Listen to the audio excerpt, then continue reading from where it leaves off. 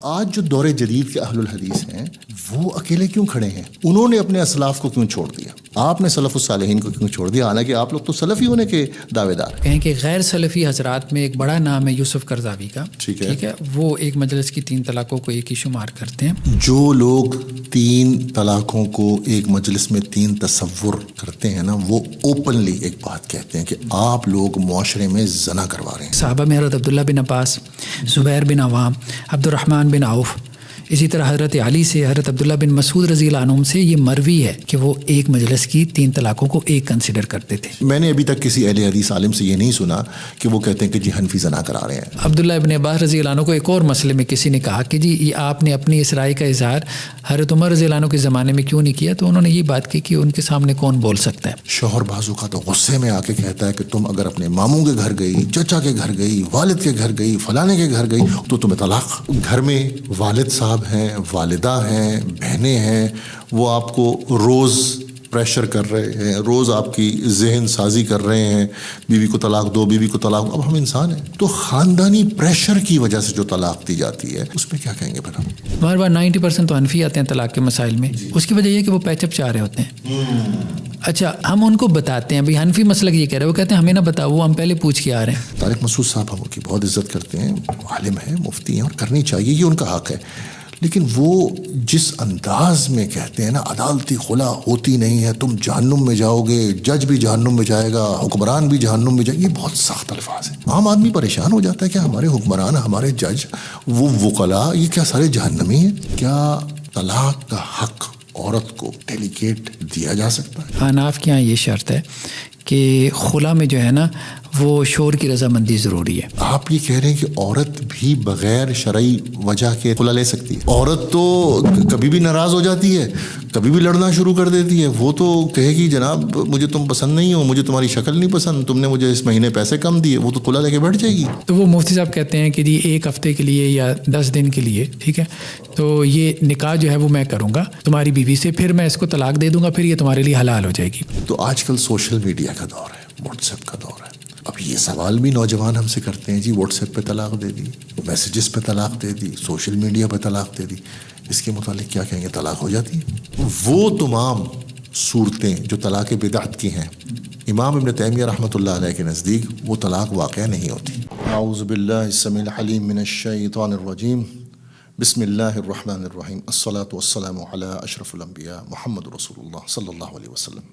السلام علیکم ڈاکٹر صاحب، کیسے مزاج ہیں آپ کے؟ ایک لمبے عرصے کے بعد انشاءاللہ دوبارہ ملاقات ہو رہی ہے۔ ڈاکٹر صاحب، آج ہم ایسے موضوع کے اوپر گفتگو کرنا چاہتے ہیں جو ہماری سوسائٹی کے اندر ایک بڑا اہم موضوع ہے، اور لوگ اس کے اوپر سوالات کرتے ہیں، اور مختلف قسم کے شبہات ہیں اور ازمپشنز بھی ہیں۔ تو سب سے پہلے میں جس سوال کے اوپر آپ سے آغاز کروں گا وہ ہے ایک مجلس میں ایک وقت میں 3 طلاقیں دینا، کیونکہ آپ لوگ، ایسے کہا جاتا ہے کہ پوری امت ایک جگہ کھڑی ہے اور آپ لوگ اکیلے کھڑے ہیں، آپ کے پیچھے کوئی نہیں ہے۔ ابن تیمیہ رحمۃ اللہ علیہ سے پہلے تو کوئی بھی 3 طلاق ایک مجلس میں ہونے کے ایک کا قائل نہیں تھا، کوئی صحابی، کوئی تابعی، کوئی تبع تابعین، اور آپ اپنے آپ کو اہل الحدیث کہتے ہیں، اور فقہائے اہل الحدیث میں جو امام مالک ہیں، امام شافعی ہیں، امام احمد ہیں، وہ بھی ایک مجلس میں 3 طلاق کو ایک ہی سمجھتے ہیں۔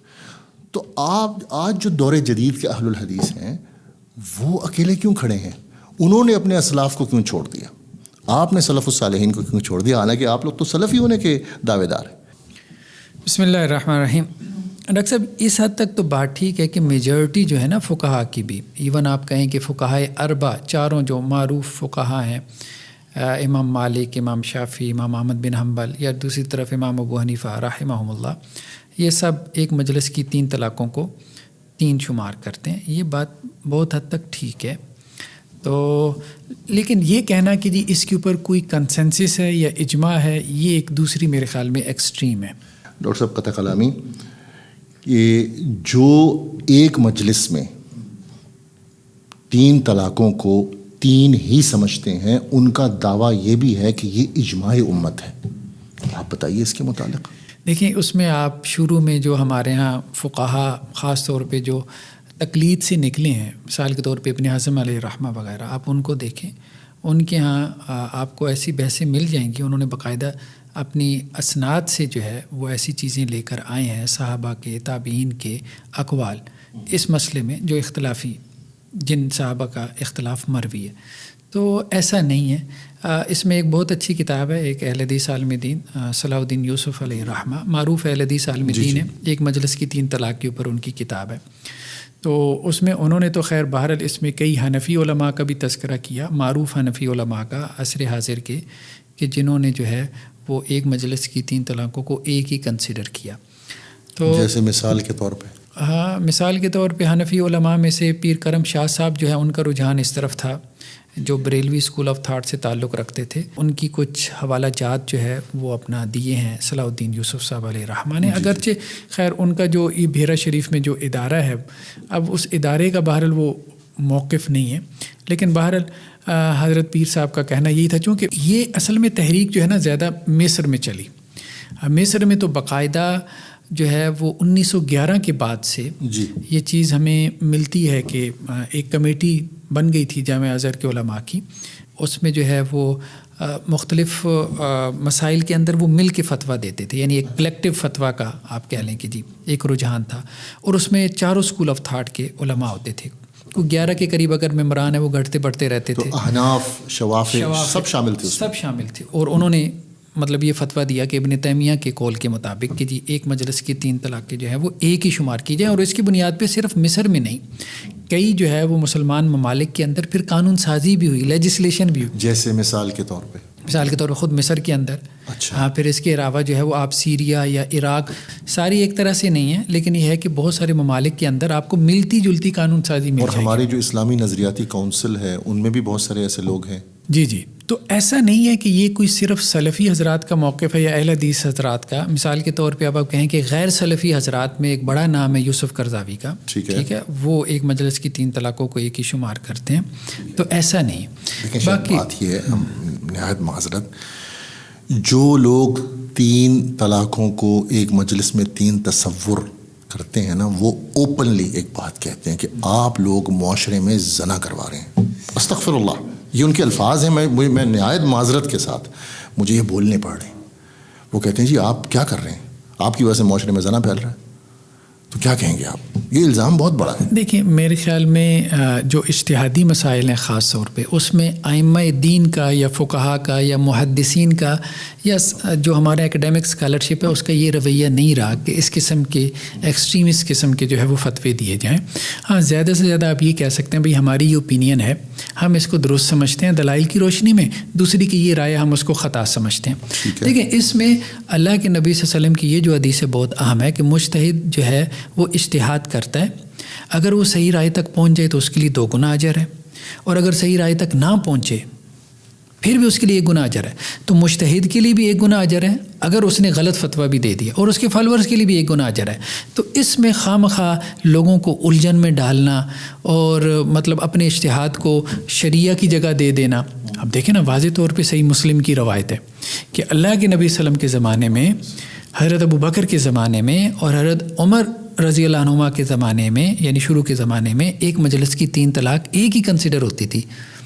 اب کوئی عالم اس حدیث کو سامنے رکھے کہ رسول اللہ صلی اللہ علیہ وسلم کے زمانے میں حضرت ابو بکر حضرت عمر رضی اللہ عنہما کے زمانے میں یہ ایک مجلس کی 3 طلاقیں جو ہے وہ ایک ہی کنسیڈر ہوتی تھیں فتویٰ دیتا ہے تو بالکل ویلڈ ہے. اس کے پاس ایک دلیل ہے اور وہ اللہ کے ہاں جو ہے وہ اس دلیل کو پیش کر کے سرخرو ہو سکتا ہے. تو آپ لوگوں کا موقف یہ ہے کہ حضرت عمر رضی اللہ تعالیٰ عنہ نے جب 3 طلاقوں کو نافذ کیا 3 کے طور پہ تو وہ ایک تعزیراتی طور پہ نافذ کیا تھا جو کہ ایک حکمران کے پاس اجازت ہوتی ہے کیونکہ لوگ اس کا ناجائز فائدہ اٹھا رہے تھے. لیکن شیخ یہ بھی تو کہا جاتا ہے نا کہ ابن تیمیہ سے پہلے امت اس پر عمل پیرا ہی نہیں تھی اور ابن تیمیہ کا جو قول ہے وہ ایک شاذ قول ہے. آپ اکیلے کھڑے ہیں پوری امت ایک طرف ائمہ 4 ایک طرف اور آپ لوگ الگ. تو ابھی تو آپ نے اس کو شروع کر دیا اور حکومتوں نے بعض حکومتوں نے اس میں تو کوئی دو رائے نہیں ہے کہ علماء موجود ہیں اس وقت حنفی علماء بھی ہیں، شافعی بھی ہیں، مالکی بھی ہیں جو مانتے ہیں، لیکن وہ قلیل ہیں. لیکن اہل الحدیث یا سلفی علماء جو ہیں وہ اس کو باقاعدہ اس کی ترویج کرتے ہیں. تو کیا کہیں گے؟ کیا آپ اکیلے نہیں کھڑے؟ نہیں دیکھیے، اگر اکیلے کھڑے ہوتے تو غیر سلفی علماء کیوں ہمارے حق میں ہوتے؟ بات یہ ہے کہ یہ قول اس وقت بڑھتا چلا جا رہا ہے. اس کی ایکسیپٹنس کیوں بڑھ رہی ہے مجھے بتائیں. صرف اس وجہ سے تو نہیں ہے کہ لوگ خواہشات کی وجہ سے اس طرف جا رہے ہیں، اس لیے کہ اس کے پیچھے دلیل مضبوط ہے. اور دوسری دیکھیں بات یہ ہے کہ ایک تو وہاں پہ اختلاف ہو گیا کہ حضرت عمر رضی اللہ عنہ نے جو ہے وہ اس کو نافذ کر دیا، 3 طلاق کو 3 کے طور پہ نافذ کر دیا. یہ بات اسی روایت کے اندر ہے صحیح مسلم کی. بیسیکلی اس کے اندر اس کی انٹرپریٹیشن میں اختلاف ہو گیا. میجورٹی جو اس طرف چلی گئی فقہا کی یا علماء کی کہ حضرت عمر رضی اللہ عنہ نے نافذ کر دیا، تو اس کا مطلب یہ تھا کہ وہ چیز ان کے سامنے کوئی ایسی بات آئی کہ وہ چیز منسوخ ہے. اچھا ٹھیک ہے. تو دوسرے علماء نے کہا کہ یہ ہو نہیں سکتا کہ حضرت ابو بکر کا دور بھی گزر گیا، حضرت عمر کا بھی ابتدائی دور گزر گیا اور کسی کو پتہ ہی نہ چلا ہو کہ جی ایک جو ہے وہ حکم منسوخ ہو چکا ہے، کینسل ہو چکا ہے.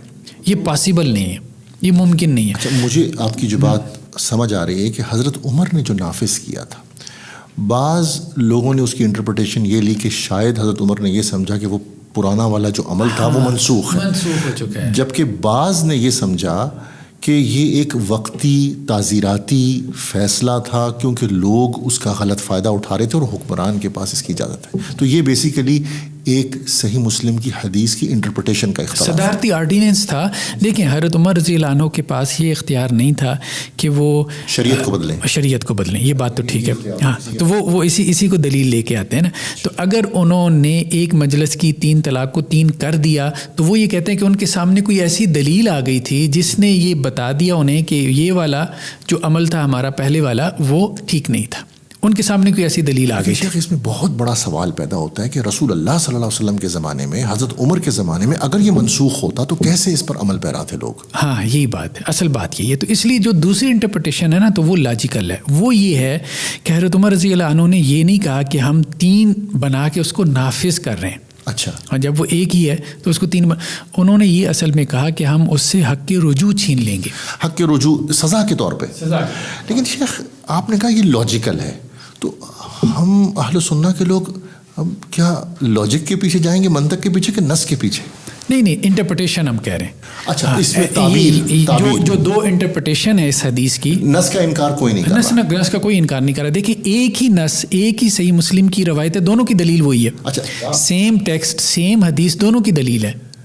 آپ کی بات جو مجھے سمجھ آئی ہے، نص کا انکار دونوں گروہوں میں سے کوئی نہیں کر، صرف نص کی تعبیر کے اوپر اختلاف، انٹرپریٹیشن کا اختلاف. اچھا، تو ابن تیمیہ سے پہلے ایسے لوگ رہے ہیں؟ ظاہری بات ہے، بالکل رہے ہیں. صحابہ میں رہے ہیں، ٹھیک ہے، تابعین کے اندر رہے ہیں. اس کی جو ہے وہ فہرست جو ہے وہ آپ کو ابن حزم علیہ رحمہ سے بھی مل جائے گی. اس کے علاوہ بھی جہاں پہ بھی آپ فقہ کی کتابوں میں جائیں گے نا، کمپیریٹیو فقہ کی جو کتابیں جی، وہاں اختلافات آپ کو نظر آئیں گے کہ ایک مجلس کی 3 طلاقوں کو ایک شمار کرنے والے. مجھے بتائیں، صحابہ میں نہیں تھے تو حضرت عمر رضی اللہ عنہ کے زمانے میں تو اسٹیٹ لیول پہ یہ نافذ تھا، حضرت ابوبکر کے زمانے میں اسٹیٹ لیول پہ نافذ تھا. حضرت عمر رضی اللہ عنہ کے ایک فیصلہ کرنے سے، ایک صدارتی آرڈیننس آ جانے سے کیا سب کی رائے ایک دن میں بدل گئی؟ ایسا نہیں ہوتا تھا. اچھا ڈاکٹر صاحب، ایسا ہے کہ یہ ابن قیم علیہ رحمہ کی کتاب ہے اعلام الموقعین اور اغاثۃ اللہفان.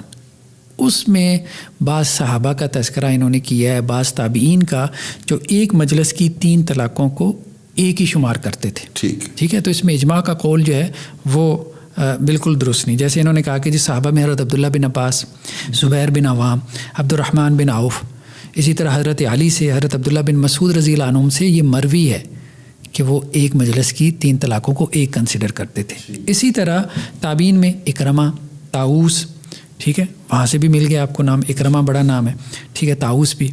اسی طرح سے تبع تابعین میں ابن اسحاق، ٹھیک ہے، داؤد بن علی، اور پھر اس کے بعد جو ہے وہ بعض اہل الظاہر. اس کے علاوہ انہوں نے کہا مالکیہ، حنفیہ اور حنابلہ میں بھی انہوں نے کہا کہ جو علماء کا یہ موقف رہا ہے ہر دور میں، کم علماء کا رہا ہے. ابن قیم علیہ رحمہ نے اس کے حوالے دیے ہیں. تو شیخ، اس سے ثابت ہوا کہ ہر دور میں ایسے علماء موجود رہے ہیں جو ایک مجلس میں 3 طلاقوں کو ایک ہی سمجھتے تھے. تو یہ پھر یہ جو دعویٰ ہے اجماع کا، وہ مناسب نہیں ہے، وہ ٹھیک نہیں ہے، درست نہیں ہے. ٹھیک ہے شیخ. ہاں باقی یہ بات ٹھیک ہے، حضرت عمر رضی اللہ عنہ کا ایک وقار تھا، جی، ایک جلال تھا، اہمیت بھی تھی، تو اس وجہ سے لوگ جو ہے نا وہ ان سے اختلاف کرنے میں ذرا مطلب دقت محسوس کرتے تھے. حضرت عبداللہ ابن عباس رضی اللہ عنہ کو ایک اور مسئلے میں کسی نے کہا کہ جی آپ نے اپنی اس رائے کا اظہار حضرت عمر رضی اللہ عنہ کے زمانے میں کیوں نہیں کیا؟ تو انہوں نے یہ بات کی کہ ان کے سامنے کون بول سکتا ہے. شیخ یہ بات تو مجھے آپ کی سمجھ آ گئی.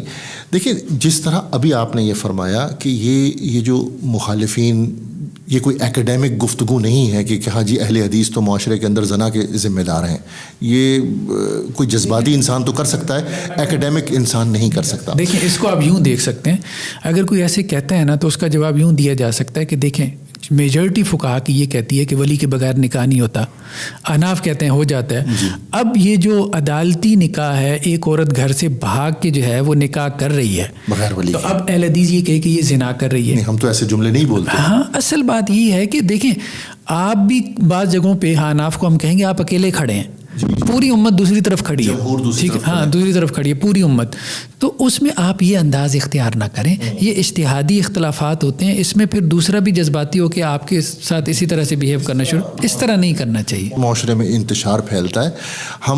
میں نے اپنے اہل الحدیث علماء سے یہی سنا ہے، کبھی میں نے ابھی تک کسی اہل حدیث عالم سے یہ نہیں سنا کہ وہ کہتے ہیں کہ جی حنفی زنا کرا رہے ہیں. استغفر اللہ، ایسا کہنا بھی نہیں چاہیے. کہ اگر کوئی خاتون عدالت میں جا کے نکاح کر لیتی، ٹھیک ہے، ان کا ایک اجتہاد ہے، اگر وہ اس اجتہاد سے مطمئن ہیں دلائل کی بنیاد پر تو ٹھیک ہے، نو پرابلم.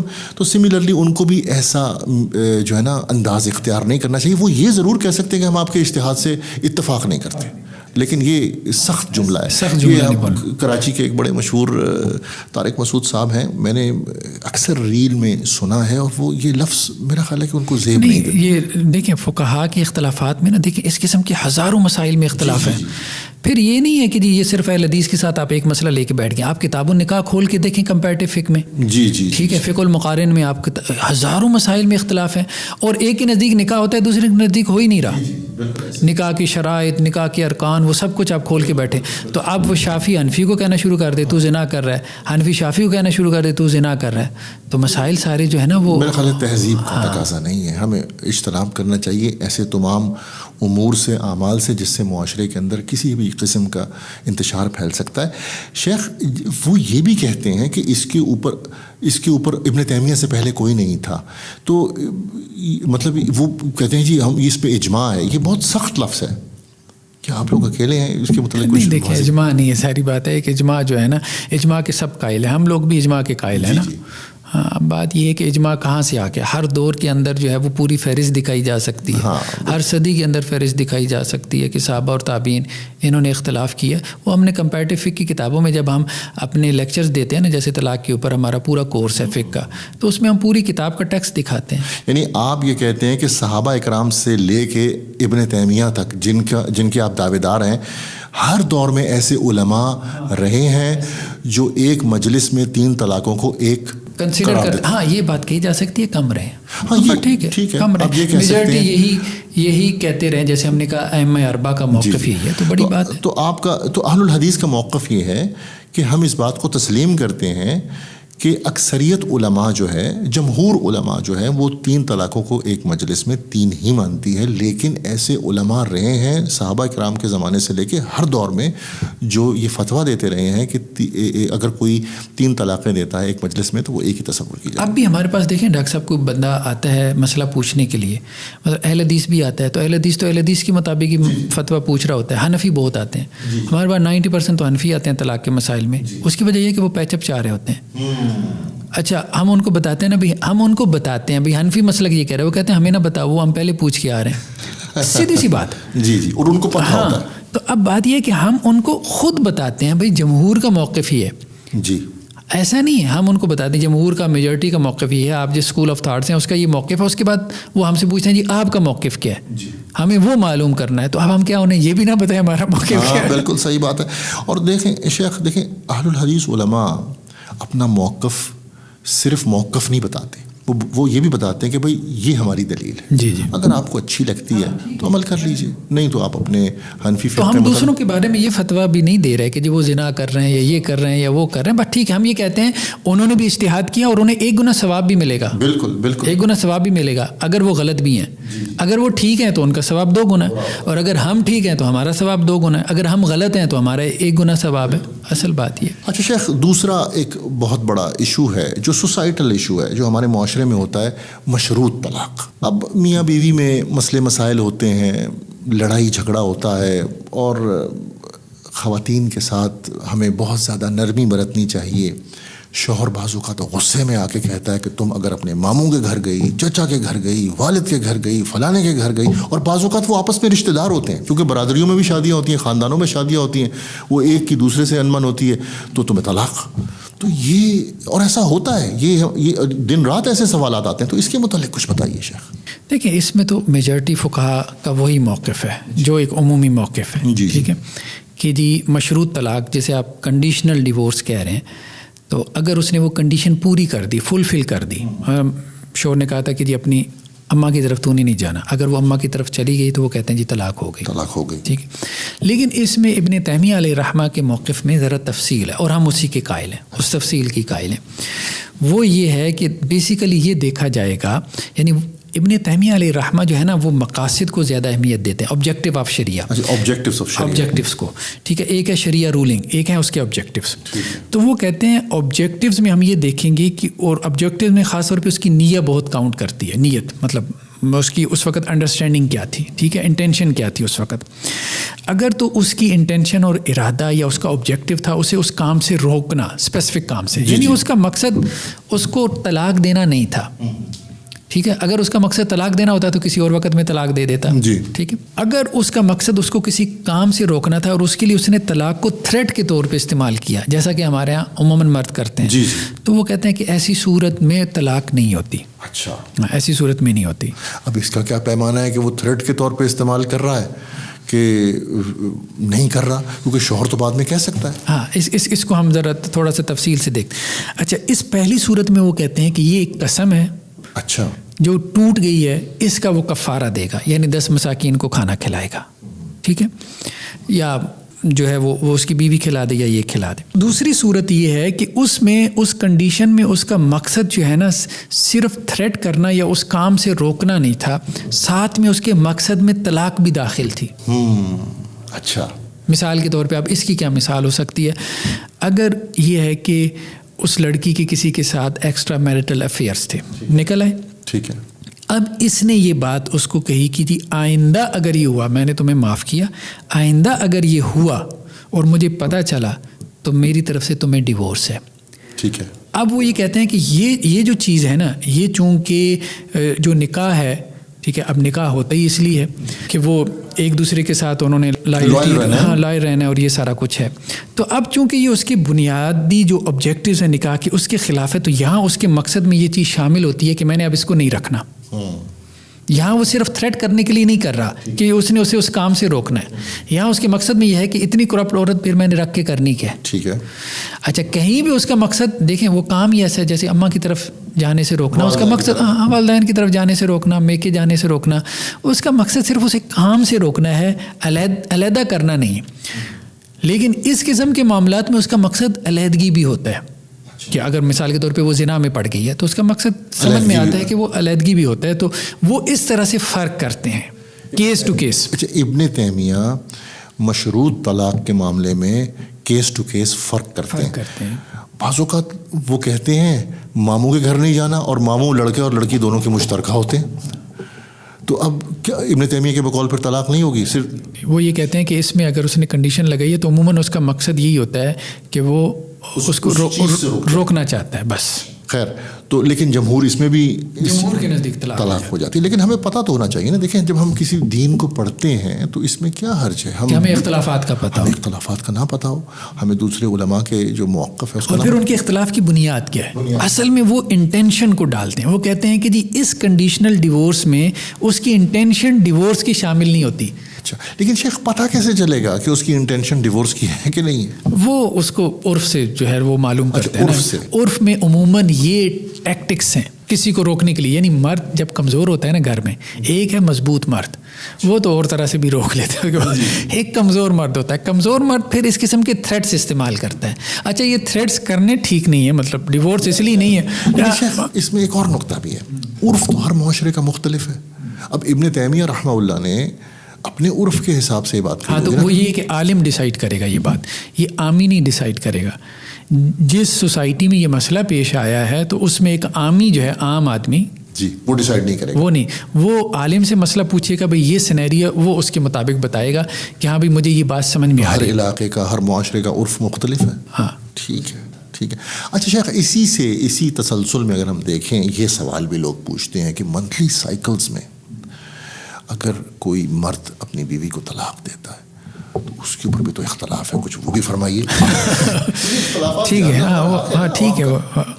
دیکھیں جو پیریڈز کی طلاق ہے مینسز کے اندر, یا اسی طرح نفاس سے مراد یہ ہے کہ بچی کی پیدائش کے بعد جو عورتوں کو ایک آپ کہہ لیں کہ جی ناپاکی کے دن ہوتے ہیں, وہ میکسیمم 40 days ہوتے ہیں, لیکن بعض عورتیں اس سے پہلے بھی نکل جاتی ہیں تو پاک ہو جاتی ہیں, اس سے پہلے بھی پاک ہو جاتی ہیں. کسی کے 10 days بھی ہو سکتے ہیں, 20 days بھی ہو سکتے ہیں نفاس کے. اب یہ ناپاکی کی حالت ہے, مینسز ہوں یا نفاس کی حالت ہو, یہ ناپاکی کی حالت ہے. تو میجورٹی کے نزدیک اس میں بھی طلاق ہو جاتی ہے. لیکن ابن تیمیہ علیہ رحمہ اور اسی طرح سے سلفی علماء میں موجودہ دور کے شیخ عثیمین نے بھی کہا, ہاں شیخ بن باز ہیں جو سعودی عرب کے مفتی اعظم ہیں, ٹھیک ہے, ان کا بھی فتویٰ یہی ہے کہ یہ طلاق نہیں ہوتی. اچھا. اور ہمارے یہاں کچھ اہل حدیث علماء, سارے نہیں, ہمارے یہاں اہل حدیث علماء میں بھی اختلاف ہے. ہاں کچھ اہل حدیث علماء فتویٰ دیتے ہیں کہ منسز کی طلاق ہو جاتی ہے, کچھ فتویٰ دیتے ہیں کہ نہیں ہوتی, لیکن احناف کے نزدیک ہو جاتی ہے. احناف کے نزدیک ہو جاتی ہے. تو موجودہ دور کے شیخ بن باز رحمہ اللہ, شیخ عثیمین اور امام ابن تیمیہ اور ہمارے ابن تیمیہ علیہ رحمہ, ابن قیم علیہ رحمہ, یا اسی طرح سے اور یہاں پہ اہل حدیث علماء ہیں. اچھا. اور اس کے علاوہ ہمارے پاکستان کے جو اہل الحدیث ہیں ان میں کچھ کہتے ہیں طلاق نہیں ہوتی. طلاق نہیں ہوتی, اور ہماری رائے بھی یہ ہے کہ یہ طلاق نہیں ہوتی. آپ کی رائے کے مطابق بھی طلاق نہیں ہوتی. اچھا شیخ, اسی طریقے سے دیکھیں شیخ, پہلے تو میں ایک بات واضح کرنا چاہوں گا, ہم تمام علماء کی بہت عزت کرتے ہیں اور کرنا چاہیے بھی, ہمارے دین کا تقاضا ہے, اختلاف ہو سکتا ہے. اب ایک ہے عدالتی خلا. طارق مسعود صاحب ہم ان کی بہت عزت کرتے ہیں, عالم ہیں, مفتی ہیں, اور کرنی چاہیے, یہ ان کا حق ہے. لیکن وہ جس انداز میں کہتے ہیں نا عدالتی خلا ہوتی نہیں ہے, تم جہنم میں جاؤ گے, جج بھی جہنم میں جائے گا, حکمران بھی جہنم میں جائے گا, یہ بہت سخت الفاظ ہیں. تو عام آدمی پریشان ہو جاتا ہے کہ ہمارے حکمران, ہمارے جج, وہ وکلاء, یہ کیا سارے جہنمی ہیں؟ دیکھیں عام آدمی کی کو نا سامنے رکھ کے بات کرنی چاہیے. خاص طور پہ ہمارے جو علماء ہیں, جو مدارس سے وابستہ ہیں, وہ ایک مخصوص ماحول میں رہتے ہیں. ان کے سامنے جب آپ قرآن و حدیث کی باتیں بتاتے ہیں یا اپنے فقہا کے فتاوے بتاتے ہیں, وہ انہوں نے 7-8 سال اس ماحول میں گزارے ہیں, وہ ان چیزوں کو ڈائجسٹ کر لیتے ہیں. لیکن وہ مسلمان جو اس وقت تعداد میں زیادہ ہیں, لیکن وہ مسلمان ہیں, ہم تکفیر تو نہیں کرتے نا ان کی, وہ ویسٹرنائزڈ ایجوکیشن انہوں نے حاصل کی ہے, ویسٹرنائزڈ ماحول میں رہ رہے ہیں, اور اس وقت ہماری سوسائٹی کے اندر لوگ جو ہے وہ لبرل ہو چکے ہیں, ایک کثیر تعداد. تو آپ ان کا عرف بھی تو سمجھیں. جب وہ آپ سے ایسے جملے سنیں گے کہ جج بھی جہنمی, وکیل بھی جہنمی, پرائم منسٹر بھی جہنمی, جب آپ حکمرانوں کو جہنمی بول رہے ہیں, واٹ ڈز اٹ مین؟ یہ سخت لفظ ہے نا. تو وہ تو بولتے ہیں جی عدالتی خلا جنہوں نے لیا وہ ہوا ہی نہیں اور وہ جہنمی ہے. تو برائے مہربانی اس پہ بھی ہمارے جو کنفیوژن ہے وہ کلیئر کیجیے. دیکھیں وہ بات ٹھیک ہے, میجورٹی نے جو ہے, یا احناف میں یہ شرط ہے, میجورٹی بھی نہیں کہنا چاہیے, ٹھیک ہے, احناف کے یہاں یہ شرط ہے کہ خلا میں جو ہے نا وہ شور کی رضامندی ضروری ہے. اچھا خلا کیا ہے؟ دیکھیں ایک ہے طلاق, ایک ہے خلا. ٹھیک ہے.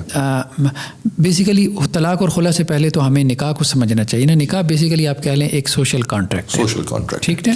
جیسے کانٹریکٹ میں ایک آفر اور ایکسیپٹنس ہوتی ہے, تو اسی طرح یہاں پہ بھی آفر اینڈ ایکسیپٹنس ہے, ایجاب و قبول. ایگزٹ کا بھی کوئی قانون ہوتا ہے. جس طرح کانٹریکٹ ہوتا ہے, ٹھیک ہے, کچھ کنڈیشنز کے ساتھ ہوتا ہے, ٹھیک ہے, اسی طرح سے اس کانٹریکٹ سے آپ نکل بھی سکتے ہیں. اور کانٹریکٹ میں جیسے 2 پارٹیز ہوتی ہیں, اسی طرح سے یہ بھی ایک سوشل کانٹریکٹ ہے, اس میں 2 پارٹیز ہیں, ٹھیک ہے. ایک مرد ہے ایک عورت ہے, عورت کی طرف سے اس کا ولی ہوتا ہے, ٹھیک ہے, جو آفر کرتا ہے اور مرد اس کو ایکسیپٹ کرتا ہے, جسے ہم کہتے ہیں قبول ہے قبول ہے قبول ہے, ٹھیک.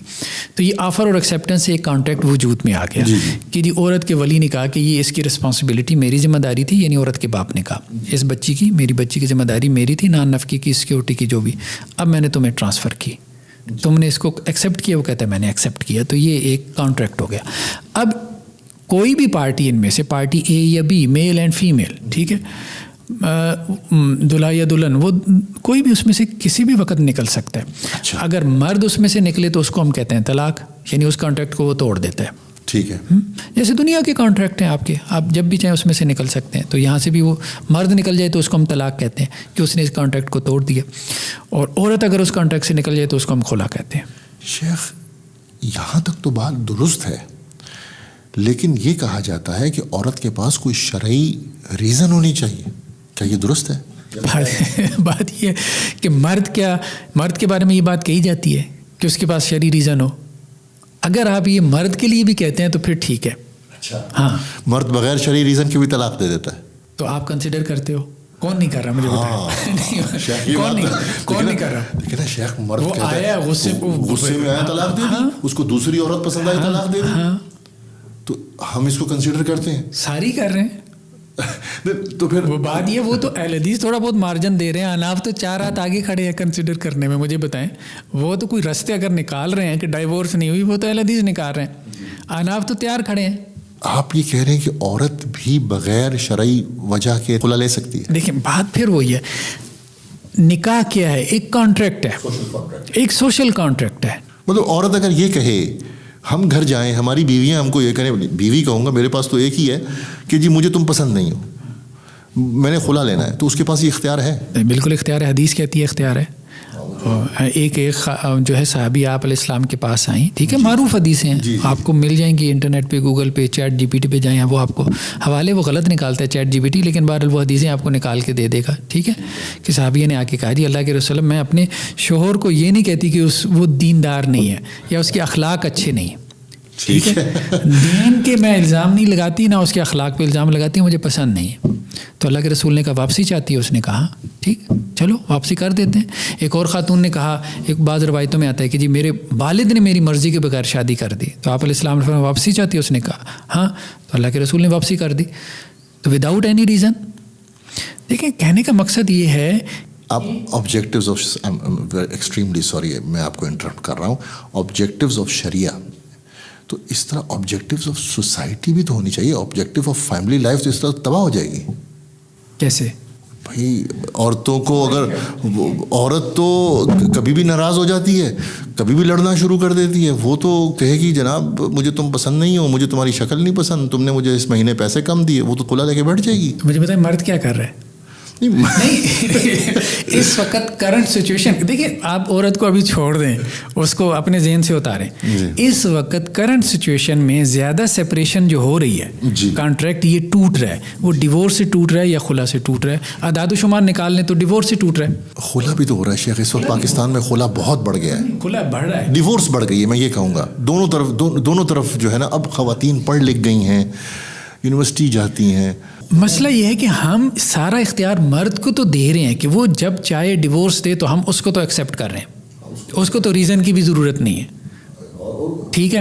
اس کے اوپر ہم پریشر اور وہ سارا ایموشنل جو ہے وہ بھی سارا نہیں ڈال رہے, بوجھ بھی نہیں ڈال رہے. شیخ میں نے جو علماء سے سنا ہے ابھی تک, جس میں احناف بھی شامل ہے, کہ وہ مرد کو بھی کہتے ہیں کہ شرعی اگر وجہ نہیں ہے تو طلاق اگر آپ دے رہے ہو تو غلط کر رہے ہو, لیکن کنسیڈر کر لیتے ہیں. تو بس یہاں پہ بھی کریں پھر.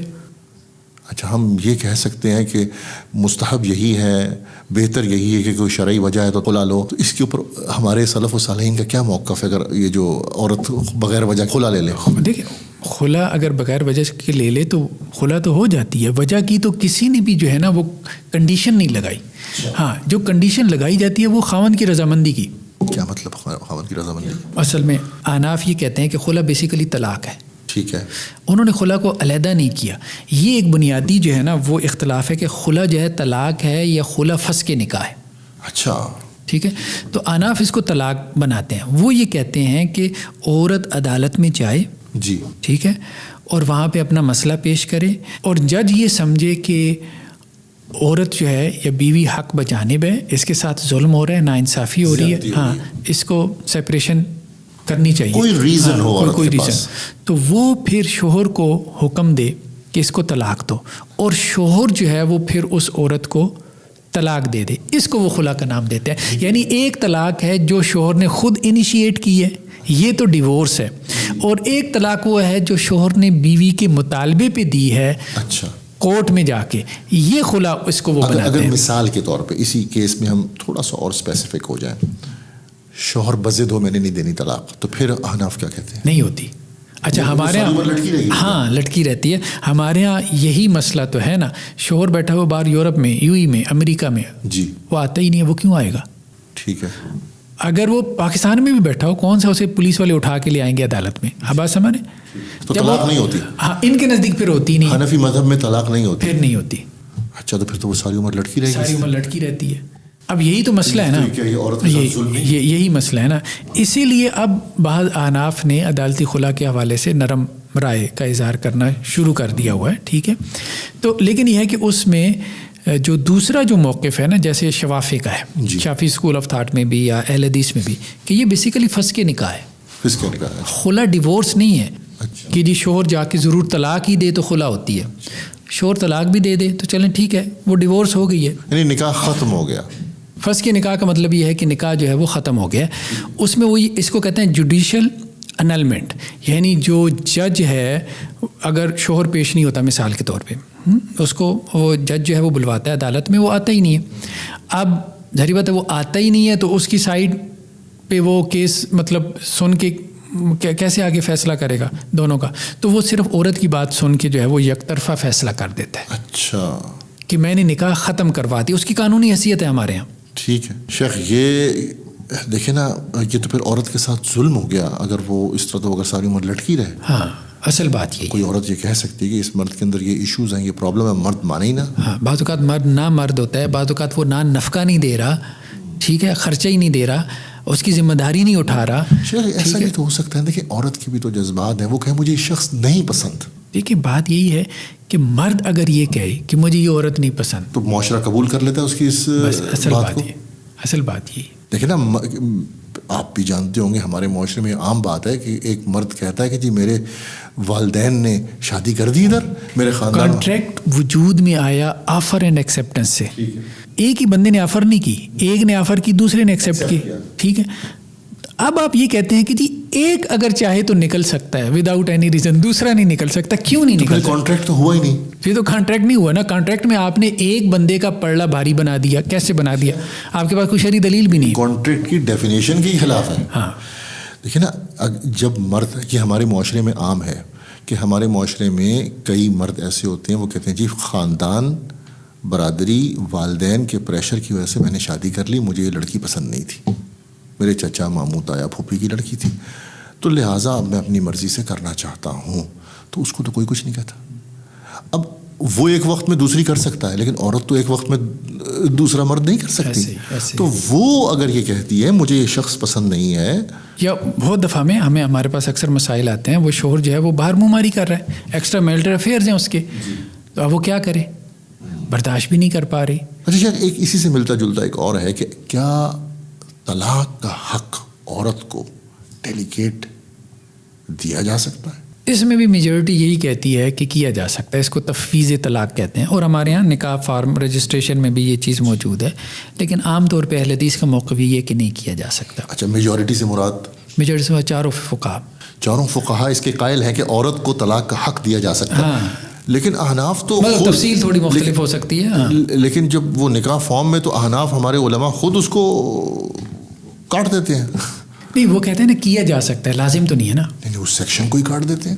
ہمارے اہل حدیث علماء تو کاٹ دیتے ہیں نا, احناف بھی کاٹتے ہیں. ہاں, تو وہی ہے نا, اس بات کو سمجھے. ہاں, وہ حق نہیں دیتے, وہ اس لیے نہیں, وہ یہ کہتے ہیں کہ یہ آپشنل چیز ہے, یعنی مرد چاہے تو دے سکتا ہے. تو اس کا مطلب کیا ہے کہ عورت بھی کیا طلاق بولے گی, یا طلاق بولے گی کیا؟ تفویض طلاق کا مطلب یہ ہوتا ہے کہ شوہر نے کہا کہ یہ میرا حق تھا, طلاق شریعت نے مجھے دیا تھا, تو میں نے اپنا رائٹ تمہیں دے دیا. اب عورت یہ بول سکتی ہے کہ میں نے تم سے طلاق لی. اب عورت جب یہ کہے گی نا تو طلاق ہو جائے گی, اچھا، تو چاروں ہمارے ائمہ جو ہیں وہ اس کے قائل ہیں. ہاں، لیکن اس میں ہمارے اہل حدیث میں یہ ہے کہ وہ یہ کہتے ہیں، دیکھیں بات یہ ہے کہ اللہ تعالیٰ نے مرد کے ہاتھ میں طلاق کی گرہ رکھی ہے، اس کی کوئی وجہ ہے. ٹھیک ہے. اگر عورت کے ہاتھ میں آپ نے یہ طلاق کی گرہ دے دی نا تو پھر تو طلاقیں بڑھ جائیں گی، سیدھی سی بات ہے. ٹھیک ہے، خلا میں تو اس کو چلیں عدالت میں جانا پڑتا ہے، درمیان میں کوئی پروسیجر انوالو ہوتا ہے، ثالثی ہو جاتی ہے، وہ معاملے جذبات تھوڑے ٹھنڈے پڑ جاتے ہیں، پیچ اپ ہو جاتا ہے. آپ نے اس کو مطلب وہ جو آپ خلا کے اوپر اعتراض کرتے تھے نا، عدالتی خلا کے اوپر آپ اعتراض کر رہے تھے. اب بات سمجھ کہ جی آپ نے عورتوں کو حق دے دیا تو اب وہ بلا وجہ طلاقیں لے رہی ہیں. تو تفویض طلاق میں تو آپ ان کو آلریڈی گھر بیٹھے حق دے رہے ہو کہ جب مرضی چاہو طلاق لے لو، یعنی عدالت جانے کی بھی ضرورت نہیں. تو تفویض طلاق جو ہے وہ حنفی مذہب میں موجود ہے. ہاں بالکل ہے، وہ تو نکاح فارم رجسٹریشن میں آپ کیا. تو یہ آپ نے اس کو گھر بیٹھے طلاق کا حق دے دیا. اعتراض کیوں کرتے ہیں جذبات میں آ کے کہ جی آپ جج بھی جہنمی اور وزیر اعظم بھی جہنمی اور فلانا بھی جہنمی، تو جب تفویض جو طلاق کا حق جو ہے آپ نے اس کو دے دیا، آپ کے مذہب میں موجود ہے، تو وہ اسے عدالت جانے کی بھی ضرورت نہیں ہے. اسے عدالت جانے کی گھر بیٹھی آپ کو طلاق دے کے فارغ ہو جائے گی. اچھا، ایک اور بہت بڑا ایشو ہے، وہ یہ ہے کہ طلاق انسان کبھی خوشی میں نہیں دیتا. ایسا نہیں ہوتا کہ میاں بیوی جناب بہت اچھے ماحول میں ہیں اور بہت اچھا ایک دوسرے کے ساتھ پیار محبت کی باتیں ہو رہی ہیں اور وہ طلاق دے دیں. طلاق ہمیشہ اسی وقت دی جاتی ہے کہ جب مرد یا عورت ناراض ہو، غصے میں ہو، ان کی کوئی لڑائی ہوئی ہو. تو طلاق تو ہوتی ہے غصے میں. تو کیا غصے میں طلاق ہو جاتی ہے؟ کیونکہ اکثر مرد بعد میں یہ کہتے ہیں کہ میں بہت غصے میں تھا، میں ناراض تھا، میرا دماغ اس وقت کام نہیں کر رہا تھا تو میں نے طلاق دے دی، لیکن اب میں اپنے ہوش میں آیا ہوں تو میں نے ریئلائز کیا کہ یہ ٹھیک نہیں ہے. تو یہ کیا ہے شیخ؟ دیکھیں جمہور کے نزدیک تو غصے میں طلاق ہو جاتی ہے، لیکن جو محققین ہیں، ٹھیک ہے، ابن تیمیہ وغیرہ، یہ وہ ہمارے طلاق کے معاملے میں نا جتنا بھی نقطہ نظر ہے وہ ابن تیمیہ علیہ رحمہ کے اوپر بیس کر رہا ہے. اچھا، ٹھیک ہے. ان کا کہنا یہ ابن تیمیہ علیہ رحمہ وغیرہ کا، یا بعد میں جو سلفی علماء ہیں انہوں نے مزید اس کو ریفائن کیا. انہوں نے کہا جی غصہ جو ہے نا اس کی کئی سٹیجز ہوتی ہیں. ایک ہے ابتدائی غصہ، اس میں تو طلاق ہو جاتی ہے. ٹھیک ہے.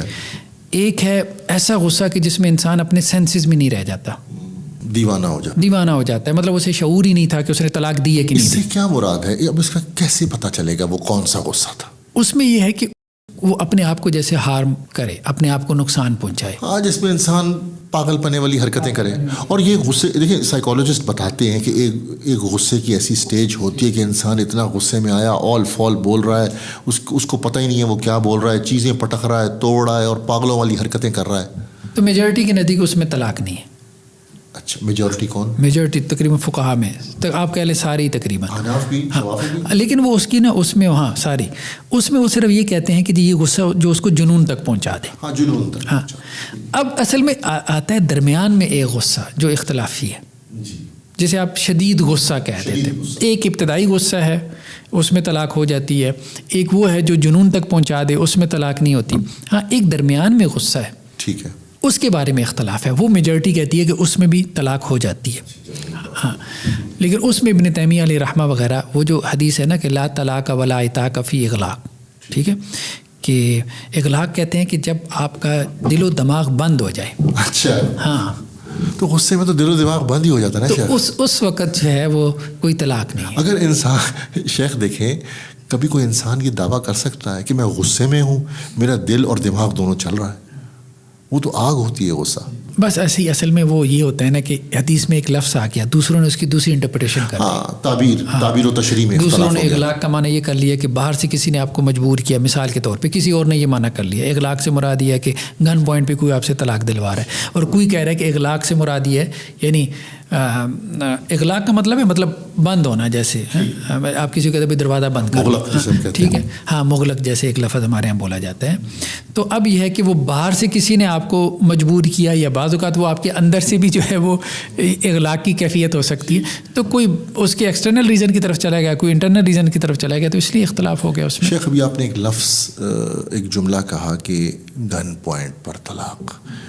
دیکھیں شیخ، ایک تو میں آپ سے یقیناً یہ سوال پوچھوں گا کہ کوئی انسان کو اغوا کر لے، زبردستی جو ہے وہ اس سے طلاق دلوا دے، طلاق کے جملے کہلوا دے. دوسرا شیخ، بعض اوقات گن پوائنٹ نہیں ہوتا، لیکن گھر میں والد صاحب ہیں، والدہ ہیں، بہنیں ہیں، وہ آپ کو روز پریشر کر رہے ہیں, روز آپ کی ذہن سازی کر رہے ہیں, بیوی کو طلاق دو, بیوی کو طلاق دو. اب ہم انسان ہیں, ہو سکتا ہے کسی دن بیوی کے اوپر ہم بھی ناراض ہوں.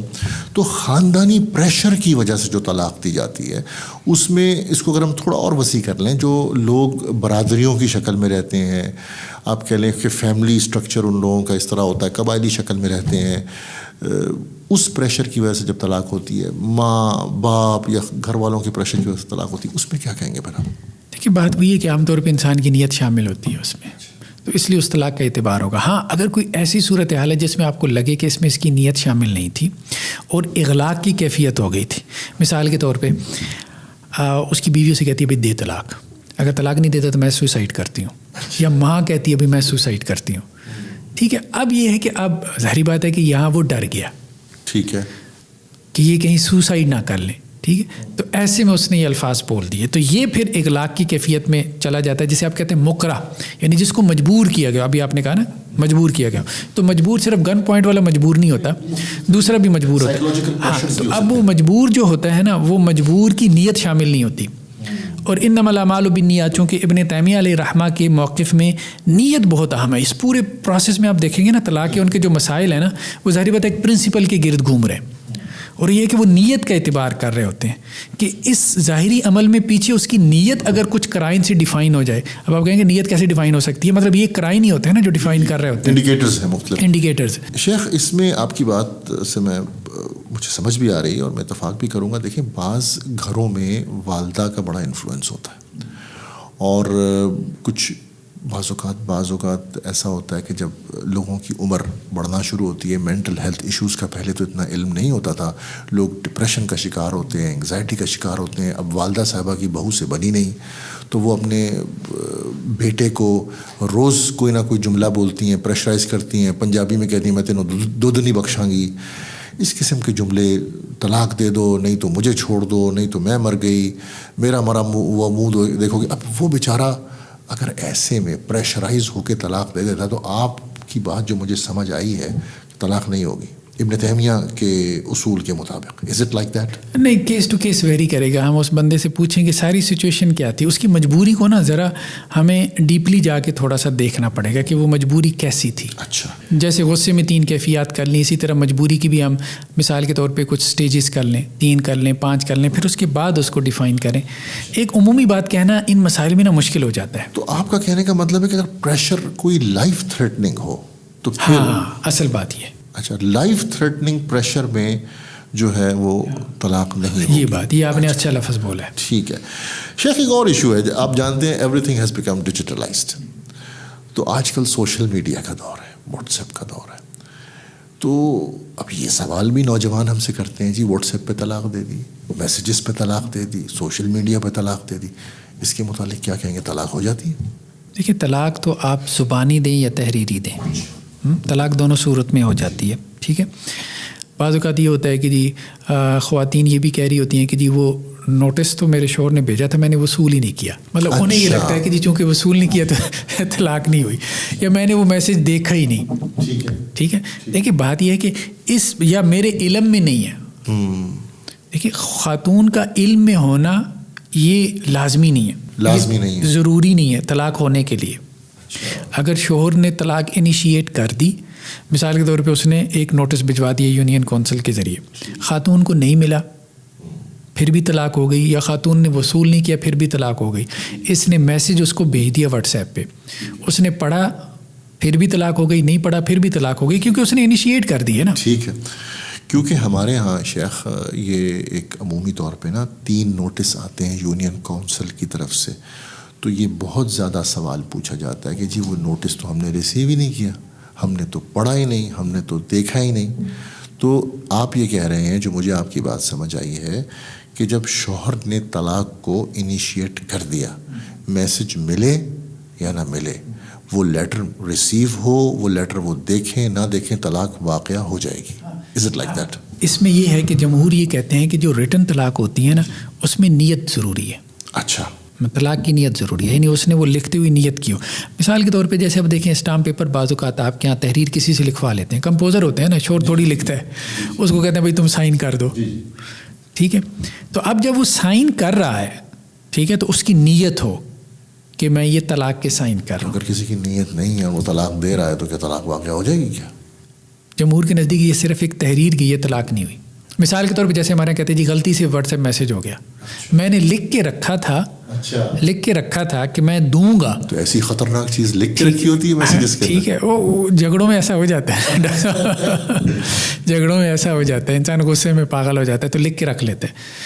تو وہ غلطی سے وہ کہتا ہے جی سینڈ ہو گیا. اگر واقعتاً ایسا ہے، ہمیں نہیں پتہ، اللہ اور اس کے درمیان ہے یہ ساری چیز، اگر واقعتاً ایسا ہوا کہ غلطی سے سینڈ ہو گیا اس کا، تو اس کا مطلب یہ کہ یہ ایسی ریٹن طلاق ہے جس میں نیت شامل نہیں ہے. اچھا، یعنی نیت شامل ہونا ضروری ہے. ہاں، نیت شامل ہونا ضروری ہے. شیخ ایک بہت بڑا سوال پوچھا جاتا ہے، یہ فیمنسٹس کی طرف سے ایک اعتراض ہے کہ مرد کو تو آپ نے طلاق کا حق دے دیا، عورت کو یہ حق نہیں دیا، نمبر ایک. اور عدت مرد کے لیے کیوں نہیں ہے؟ مرد تو جناب ابھی طلاق دے کے اگلے لمحے دوسرا نکاح کر سکتا ہے، اور عورت کو آپ نے باندھ دیا.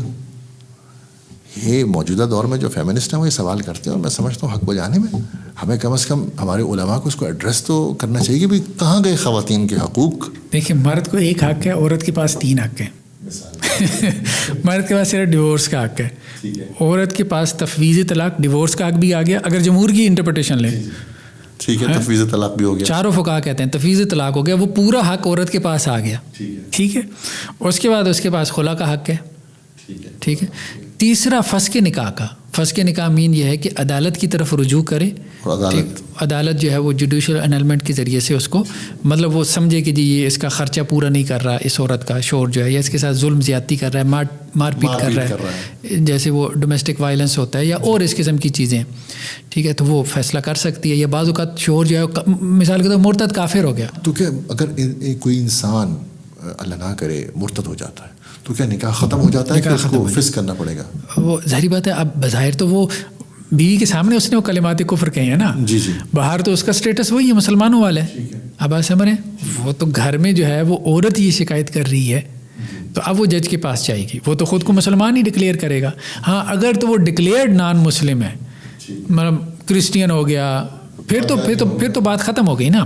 اب وہ کہے اپنے آپ کو مسلمان رہے، لیکن بیوی جانتی ہے. بیوی اس طرح آج بہت سارے ایسے لوگ ہیں جو ایتھیسٹ ہو چکے ہیں، اور ہمارے معاشرتی جو نظام ہے ان کی شادی چچا کے گھر میں ہو جاتی ہے، ماموں کے گھر میں ہو جاتی ہے، تایا کے گھر میں ہو جاتی ہے. اب بیوی سے تو بات نہیں چھپ سکتی نا. ہاں، اس سے نہیں چھپ سکتی. تو بیوی کو پتہ چل جاتا ہے کہ یہ آدمی تو ایتھیسٹ ہے، تو ایسی صورت میں کیا ہوگا؟ ظاہر بات ہے وہ عدالت کی طرف رجوع کرے گی، خلا ہی لے گی، اور کیا کرے گی. ہاں، تو مسلمان بیوی ایتھیسٹ کے ساتھ نہیں رہ سکتی نا اس بنیاد پہ. کیونکہ دیکھیں ہمارے ہاں بالخصوص پاکستان میں ایتھیسٹ 2 طرح کے.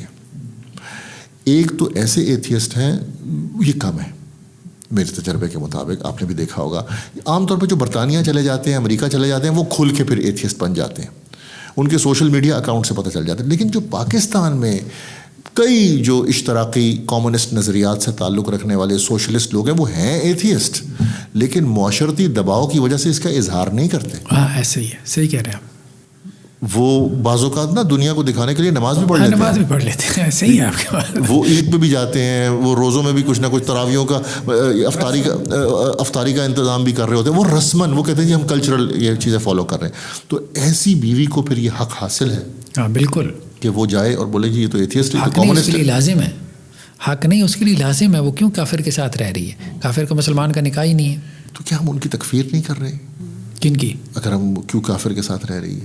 اس کو تو پتہ ہے نا یہ کافر ہے، کیونکہ اس کے سامنے وہ خود اقرار کر رہی ہے. وہ ہمیں نہیں پتہ، ہم اس کو کافر نہیں کہیں گے، اس کو تو پتہ ہے نا. ہاں، کیونکہ یہ کیسز ہیں.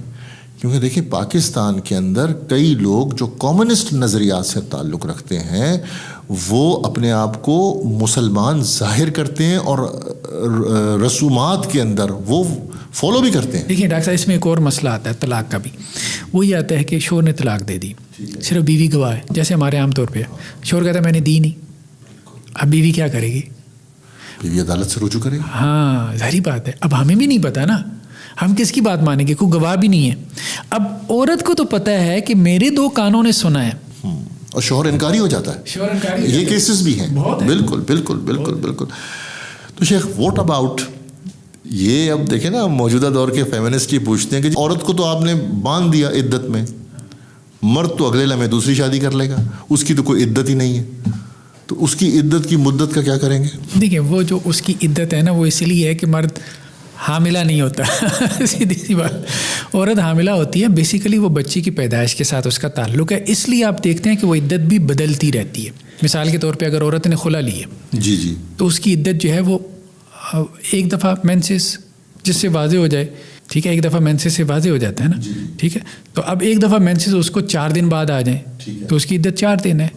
ہاں, اگر طلاق کے 4 دن بعد اس کا منتھلی سائیکل شروع ہو جاتا ہے تو جیسے ہی سائیکل ختم ہو اس کی عدت ختم, خلا کی صورت میں, خلا کی صورت میں. اسی طرح طلاق کی خلا بھی تو سیپریشن کی ایک صورت ہے نا, طلاق کی صورت میں اس کی عدت جو ہے وہ 3 ٹائم پیریڈز ہے, 3 دفعہ جو ہے وہ مینسز آ جائیں. شیخ پریگنینسی کا تو فرسٹ ٹائم میں پتہ چل جائے گا. دیکھیں نا اس میں وجہ یہ بھی ہے کہ طلاق کا جو طریقہ ہے نا وہ ہم آگے چل کے اس پہ ڈسکس کریں گے. اس میں یہ ہے کہ ایک وقت میں ایک طلاق دے. اب یہ عدت اس لیے بڑھائی ہے کہ پیچ اپ ہو جائے. شریعت یہ چاہتی ہے کہ اس کو منظم انداز میں, اسٹرکچر انداز میں یہ معاملہ چلے اور ٹوٹنے پہ نہ آئے. شیخ وہی بات ایک دم سے, جیسا کہ آپ نے کہا آبجیکٹو آف شریعہ اگر ہم دیکھیں وہ یہ ہے کہ ہمارا خاندانی نظام جو ہے وہ برقرار رہے اور تباہ نہ ہو. تو وہ جو 3 حیض رکھا گیا ہے کہ اس میں یہی ہے کہ کسی طریقے سے ان کا پیچ اپ ہو جائے, ایموشنز ختم ہو جاتے ہیں نا. اب اس میں اگر ایک دفعہ مینسز رکھ دیا جاتا تو وہ عدت ٹائم سکڑ جاتا تو شاید پیچ اپ نہ ہو پاتا. یعنی کہ بنیادی طور پہ ہماری شریعت ٹائم دینا چاہتی ہے سوچنے کا, رجوع کا, ریکنسائلیشن کا. تو مرد کی تو عدت نہیں ہے. دیکھیں مرد کو بھی تو پھر دینا چاہیے موقع سوچنے کا. دیکھیں بات یہ ہے کہ اس میں دونوں کی عدت ہے. آپ یوں سمجھ لیں, آپ صرف یہ کہہ لیں کہ جی چونکہ دیکھیں نا وہ جو ریکنسائل کریں گے تو وہ دونوں ہی کریں گے نا. اصل بات یہ ہے کہ مرد طلاق نہ بھی دے تو سیکنڈ میرج اگلے دن کر سکتا ہے کہ نہیں.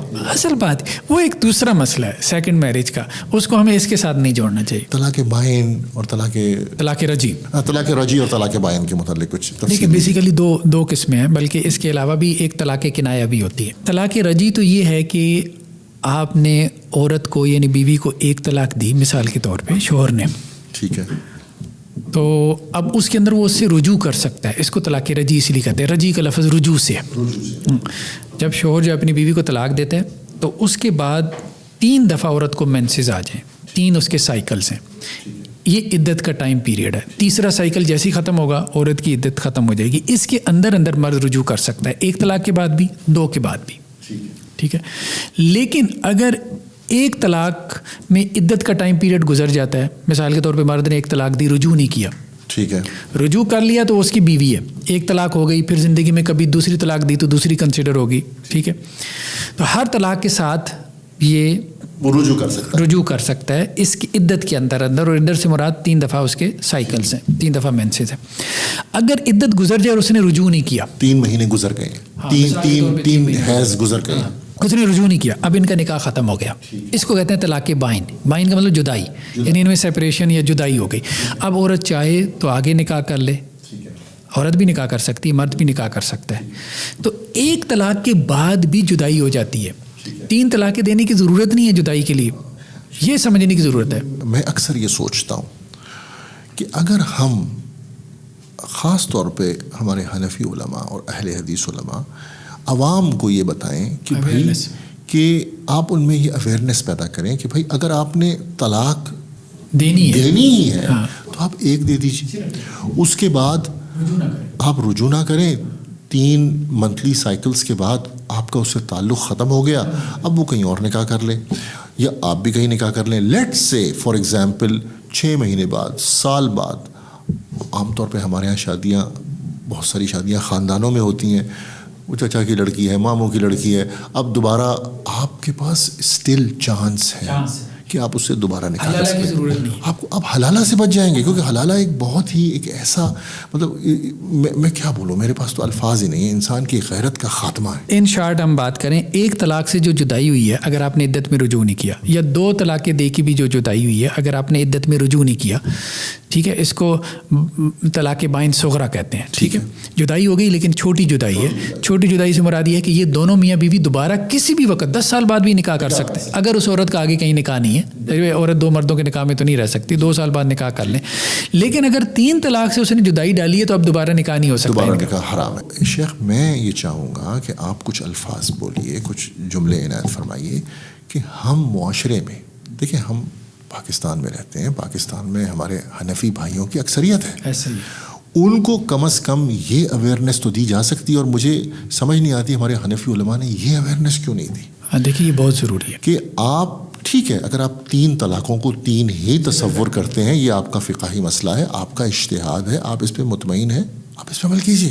آپ کم از کم اپنی عوام کو یہ اویئرنیس تو دے سکتے ہیں نا کہ آپ 1 طلاق دیں اور اس کے بعد 3 حیض کے بعد وہ کہیں اور نکاح کر لیں. اور اگر نہیں کرتی نکاح، سال بعد 2 سال بعد 6 مہینے بعد 10 سال کے بعد آپ کا دوبارہ ذہن بن جاتا ہے، آپ کے بچے ہیں. ایسے ہی تو آپ پھر بعد میں ادھر آپ ادھر پھرتے ہیں، ادھر جاتے ہیں، ادھر جاتے ہیں، حلالہ کرواتے ہیں اور ایک بدنامی ساری عمر کی اپنے سر لے لیتے ہیں. تو آپ 1 طلاق کے کلچر کو کیوں نہیں پروموٹ کرتے؟ اس کی مارکیٹنگ کیوں نہیں کرتے؟ شیخ اس کے متعلق کچھ فرمائیے. یہ بات بالکل درست ہے. احناف کے ہاں جو موقف ہے نا، اسٹینڈرڈ موقف، وہ یہی ہے کہ طلاق کا بہترین طریقہ، یعنی جسے کہتے ہیں طلاق حسن، یعنی بہترین طریقہ طلاق کا یہی ہے کہ ایک وقت میں 1 طلاق دی جائے. اب احناف میں ایک مجلس کی 3 طلاقوں کو 3 کنسیڈر کرنے کے تو فتویٰ بہت زیادہ ہیں جیسے آپ نے بتایا. لیکن یہ کہ یہ اویئرنیس، اگر وہ جو بندہ طلاق کا فتویٰ لینے آ رہا ہے کم از کم اس کو ایک طریقہ کار، شرعی طریقہ کار بتا دیں. آپ ایجوکیشن کی ضرورت ہے. جب آپ اس کو خود بھی یہ سمجھ رہے ہیں کہ یہ طلاق بدعت ہے، اچھا وہ بھی یہی کہتے ہیں کہ یہ طلاق بدعت ہے، ایک وقت میں 3 طلاق دینا یہ بدعتی طلاق ہے. سنت کا طریقہ یہی ہے کہ ایک وقت میں 1 طلاق دے. تو آپ اس کو کیوں نہیں پروپوگیٹ کر رہے؟ تو یہ احناف کے علماء کو کرنا چاہیے. میں نے جو ابھی تک آبزرو کیا ہے کہ وہ اس چیز کے اوپر تو بہت زور لگاتے ہیں کہ جی اگر آپ نے ایک مجلس میں 3 طلاقیں دیں تو آپ کی 3 طلاقیں واقع ہو گئیں. ٹھیک ہے، ہم یہ کہتے ہیں آپ ان محدثین یا ان مجتہدین کے اجتہاد کو مناسب سمجھتے ہیں دلیل کے بنیاد پہ تو گو اہیڈ.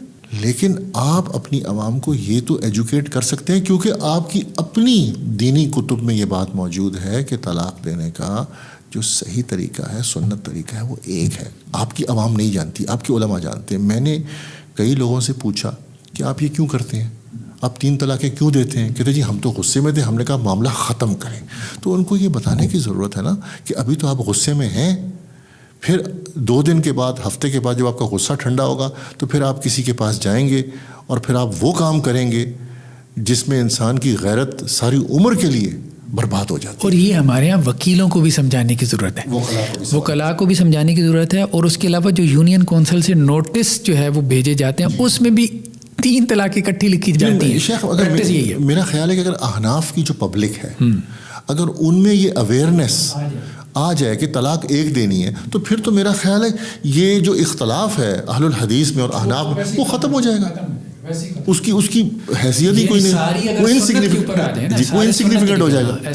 یہ تو اختلاف شیخ پیدا ہی اس وجہ سے ہوا کہ لوگ غصے میں آ کے پہلے اپنی بیوی کو طلاق دیتے ہیں اور وہ بیوی ان کی قریبی رشتہ دار ہوتی ہے، ان کے بچے ہوتے ہیں اور پوری برادری والے اپنا سر پکڑ کے بیٹھ جاتے ہیں. اور پھر بعض لوگ ان کو ایک ایسا گندا اور فحش طریقہ بتاتے ہیں جو ناقابل بیان ہے. ایسے ہی تو اگر ان میں اویئرنیس آ جائے تو میرا خیال ہے کہ یہ مسئلہ ختم ہو جائے گا. اہل حدیث حنفی اختلاف ختم ہو جائے گا. آپ کی بات بالکل ٹھیک ہے. شیخ یہ حلالہ کے متعلق اب آیا تو وہ بھی بتا دیجیے کیا ہے اور کیوں ہے اور کیا یہ درست ہے اور اس سے بچنا کیا طریقہ ہے. دیکھیے ڈاکٹر صاحب، اصل میں سارا مسئلہ وہی انٹرپریٹیشن کا اختلاف ہے.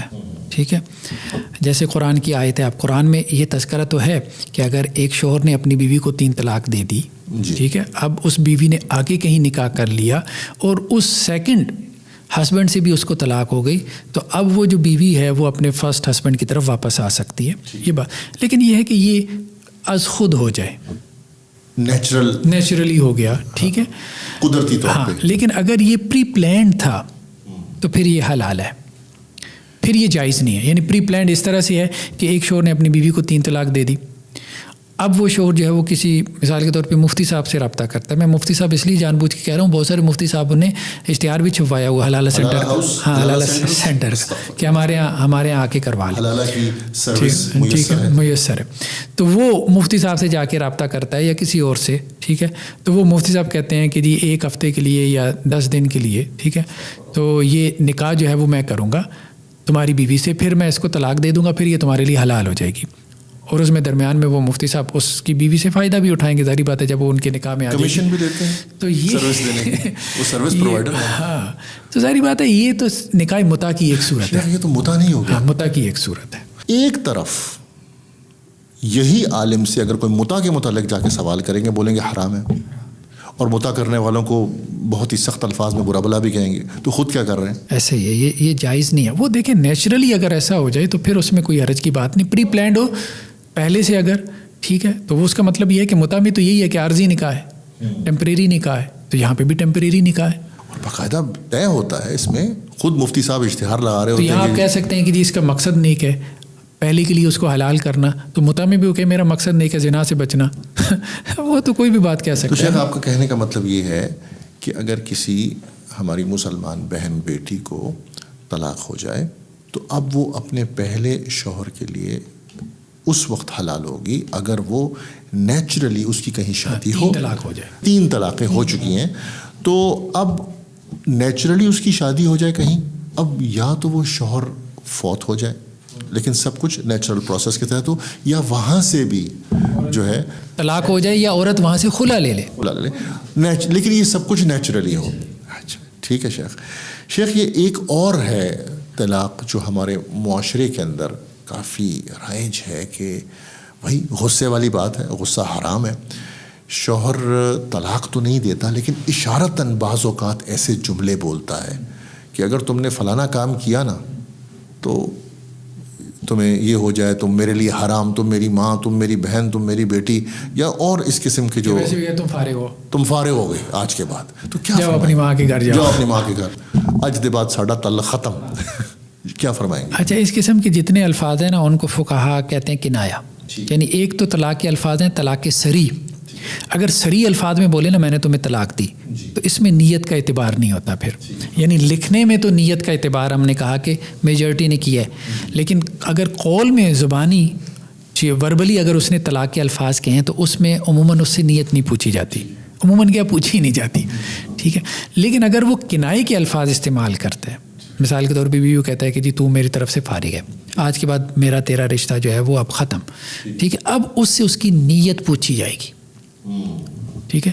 اگر اس کی نیت ان الفاظ سے طلاق کی تھی تو طلاق ہو جائے گی, اگر نہیں تھی تو اگر ویسے ہی تھریٹ دے رہا تھا, غصے میں تھا, ناراض تھا, ٹھیک ہے. لیکن اس میں بعض احناف نے یہ بات کی ہے, وہ یہ کہتے ہیں کہ جی دیکھیں جھگڑے میں نا کنائے سے اس کی نیت ہی ہوتی ہے, نیت ہی مراد ہوتی ہے. انہوں نے اس طرح سے تعبیر کر لی, کنایا سے مراد طلاق ہو جاتی ہے, طلاق ہو جاتی ہے. وہ کہتے ہیں اب نیت پوچھنے کی ضرورت ہی نہیں ہے, خود جھگڑا ایک کرینہ ہے اس کی نیت کو متعین کرنے کے لیے, یعنی ایک دلیل ہے, ایک سائن ہے. میاں بیوی کون سے ہیں جن میں جھگڑا نہیں ہوتا اور غصے میں بہت کچھ بول جاتے ہیں. لیکن کہنے کا مقصد یہ کہ اس میں شوہر کی جو ہے نا وہ ورڈکٹ کا اعتبار ہوگا. وہ کہتا ہے کہ اگر میری نیت تھی تو ہم اس کا اعتبار کریں گے, اگر وہ کہتا ہے نہیں تھی تو ہم اس کا اعتبار کریں گے, طلاق نہیں ہوگی. شیخ ایک اور ایشو ہے ہمارے ملک پاکستان میں, جو شیعہ حضرات ہیں ان کے ہاں امامیہ جو ان کا مکتبہ فکر ہے ان کی اکثریت ہے, ان کے ہاں طلاق کے لیے گواہی کی بھی شرط موجود ہے اگر میں غلط نہیں ہوں. جی ایسا ہی ہے. تو اس کے متعلق کچھ فرمائیں. اہل سنت والجماعت میں تو میرا خیال ہے طلاق کے لیے گواہ ہونا ضروری نہیں ہے. ضروری نہیں ہے, لیکن انہوں نے بھی کہا کہ ریکمینڈڈ ہے, کیونکہ سورۃ طلاق کے اندر آتا ہے نا واشہدوا ذوی عدل منکم, رجوع کے اوپر بھی اور طلاق کے اوپر بھی 2 گواہ بنا لو, بہتر ہے. اچھا یہ استحبابی عمل ہے؟ استحبابی عمل ہے, یعنی ریکمینڈڈ ہے, پریفرڈ ہے کہ 2 گواہ ہونے چاہیے, لیکن ضروری نہیں ہے. اگر 2 گواہوں کے بغیر بھی جو ہے وہ طلاق ہو گئی ہے تو وہ طلاق کنسیڈر ہوگی. اہل سنت نے اسی طرح سیکھا ہے, یعنی نکاح کے لیے تو انہوں نے 2 گواہ ڈالنے ضروری سمجھے, شرط ہے. ہاں, یعنی کانٹریکٹ جب ثابت ہو رہا ہے, جب کانٹریکٹ ٹوٹ رہا ہے نا, تو اس کے لیے انہوں نے گواہی کو شرط نہیں بنایا. ان کے ہاں نکاح میں گواہ کی ضرورت نہیں ہے. کن کیا؟ شیعہ حضرات. شیعہ کے ہاں ہے گواہ کی ضرورت. ہم اہل سنت کی بات کر رہے ہیں. اہل سنت نے نکاح میں اور طلاق میں فرق کیا ہے. نکاح میں تو گواہی ضروری طور پہ ڈالی ہے نا, کہ گواہی کے بغیر نکاح نہیں ہوگا, یعنی 2 گواہوں کے بغیر نکاح نہیں ہوگا. لیکن طلاق میں انہوں نے جو ہے وہ گواہان کو شرط کے طور پہ نہیں ڈالا. میرا کہنے کا مطلب یہ تھا شیخ کہ ان کے ہاں نکاح میں گواہ شرط نہیں ہے. کن کے یہاں؟ شیعہ حضرات کے یہاں نہیں، نکاح میں بھی شرط ہے، طلاق میں بھی شرط ہے. ان کے ہاں دونوں. ہاں، بلکہ وہ نکاح متع میں بھی کہتے ہیں گواہ ہونے چاہیے. اچھا ہاں اچھا میرے ہاں ٹیمپریری نکاح میں بھی وہ یہ کہتے ہیں گواہ ہونے چاہیے. گواہ ضروری ہے. ٹھیک ہے شیخ. واٹ اباؤٹ کہ اگر کوئی میاں بیوی ہیں اور شوہر مذاق میں طلاق دے دے؟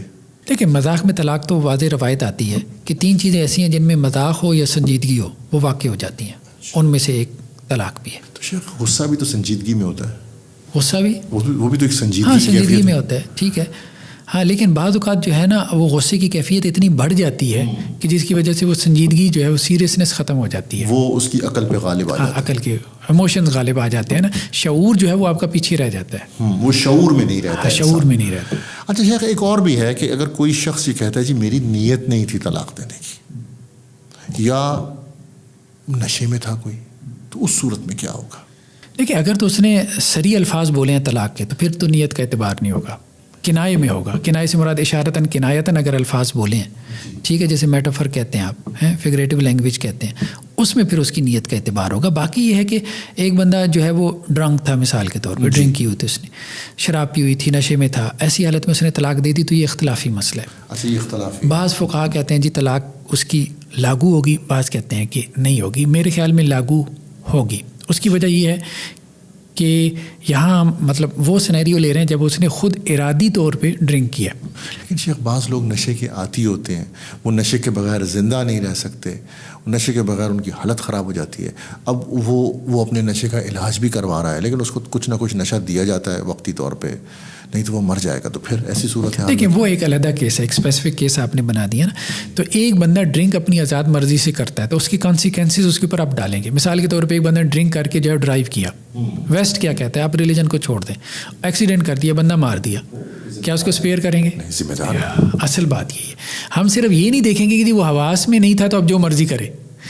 وہ جو حواس سے نکلا ہے تو کیسے نکلا ہے؟ اپنی مرضی سے نکلا ہے نا. اور اس کو پتہ بھی تھا کہ میں حواس سے نکل جاؤں گا تو کچھ بھی کر دوں گا. لیکن آپ یہ کہہ رہے ہیں کہ یہ اس میں فقہا کا اختلاف ہے. کچھ بتائیں گے کون کون سے فقیہ اس میں کیا کہتے ہیں؟ بین ہی ہے، درمیان میں ہی رائے ہے. تو امام احمد بن حنبل کی رائے جو ہے وہ یہ ہے کہ اس میں طلاق ہو جائے گی، اور مجھے وہ رائے زیادہ بہتر معلوم ہوتی ہے. باقی جو فقہا ہیں وہ عموماً اس طرف گئے ہیں کہ طلاق نہیں ہوتی. طلاق نہیں ہوتی. اچھا شیخ اب ماشاءاللہ بہت اچھے یہ وہ سوالات تھے جو ہمارے معاشرے میں لوگ سوال کرتے ہیں، اور ہمارے لوگوں کی جو زندگی ہے، جو معاشرتی زندگی ہے اس سے متعلق تھے. لیکن میں یہ چاہوں گا آپ مختصراً ہم کو یہ بتا دینا کہ یہ طلاق کا کانسیپٹ کیا ہے، کیونکہ اور اس کا شرعی طریقہ کیا ہے. کیونکہ دیکھیں شیخ جو ہے نا عیسائی کیتھولکس، ان میں تو طلاق کا تصور ہی نہیں ہے. تو ہمارے یہاں یہ طلاق کا تصور ہے. وہ کہتے ہیں جی آپ میاں بیوی بن گئے تو آپ کس چیز کی طلاق. تو یہ طلاق کیا ہے، کیوں ہے، اور اس کا شرعی طریقہ کیا ہے تاکہ ہم اس کو عوام سمجھ سکیں. طلاق تو بیسیکلی جو ایک کانٹریکٹ ہے نا اس کو توڑنے کا نام ہے. اچھا اصل میں طلاق کی 2 قسمیں ہو گئیں، طلاق سنت اور بدعت. اس میں زیادہ تر فقہا کا اتفاق ہے کہ طلاق ایک سنت طریقہ ہے اور ایک اس کا بدعتی طریقہ ہے، یعنی انوویشن ہے، لوگوں نے وہ شریعت سے ثابت نہیں ہے. لیکن اختلاف اس میں ہو گیا کہ اگر ایک بندے نے سنت کے مطابق طلاق نہیں دی تو کیا اس کی طلاق ہو جائے گی؟ تو میجورٹی کہتی ہے ہو جائے گی. ابن تیمیہ کہتے ہیں کہ نہیں ہوگی. وہ یہ کہتے ہیں کہ طلاق کا جو بدعتی طریقہ ہے اس کے مطابق اگر اس نے طلاق دی ہے تو وہ طلاق کنسیڈر نہیں ہوگی. اس کی وجہ یہ ہے کہ حدیث میں یہ آتا ہے کہ جو بدعت ہے نا وہ مردود ہے، نہ قابل قبول. ہاں حدیث میں ہے نا کہ جو ہمارے دین کے اندر بدعت ایجاد کرے گا تو وہ مردود ہے، وہ رد ہے، ہم اس کو رد کر دیں گے.